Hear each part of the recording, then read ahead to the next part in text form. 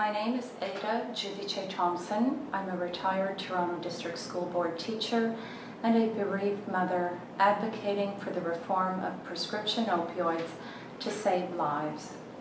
On June 10, 2004, my son Michael went to bed and never woke up.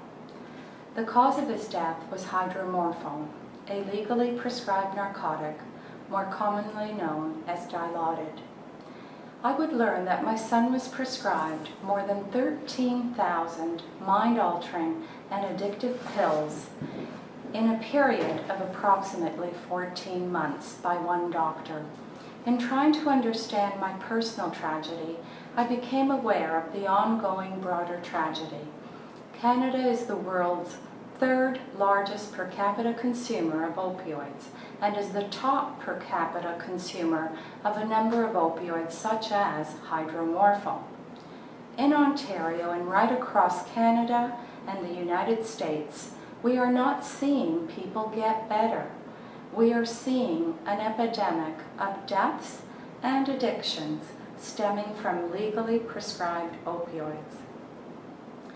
These dangerous medical practices were encouraged by Big Pharma with their deceptive marketing strategies, unscrupulous practices, and unsafe guidelines.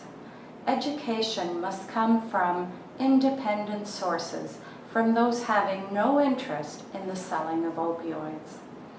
We are repeating history, and each of us has the responsibility to do whatever is required to bring an end to this destruction. Just as we did almost 100 years ago when we ended the legal prescribing of heroin.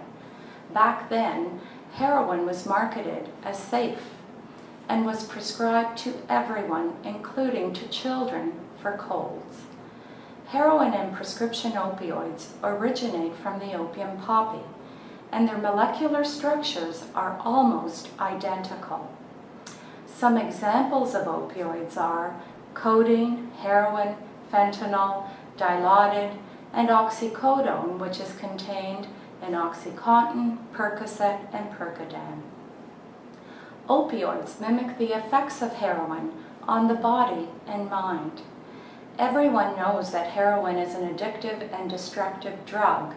Heroin does not discriminate its mind-altering effects. Neither do prescription opioids. They are narcotics. The medical profession is providing heroin-like drugs legally through prescriptions. Heroin does not cure anyone, and neither do prescription opioids. Healthcare providers have acknowledged the opioid crisis and that they were misled by drug companies. Medical experts now need to take responsibility to end the destruction by changing their prescribing practices. We need to stop defending the use of these drugs to treat pain. Pain is a symptom, and we need to find the underlying cause of the pain, not merely mask the pain with narcotics. There are enough independent medical studies pointing us in a new direction. The risks of long-term use of opioids far outweigh any benefits of pain relief, and in fact, the feeling of pain increases with sustained use. The most severe risks are addiction and death. Many die in their sleep from the toxic effect opioids have on the respiratory system. We need to stop blaming the patients. The problem lies in what is being prescribed to them.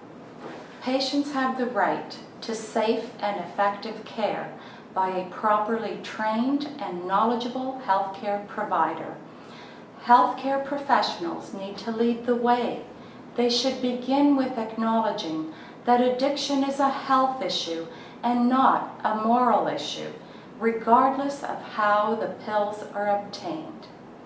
Stop downplaying the real dangers of opioids and educate the public about the true nature of these drugs, including proper labeling similar to cigarette packages.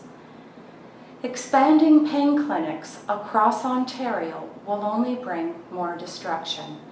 They are funded by drug companies. We should be expanding help and support to patients to improve their health and become drug-free.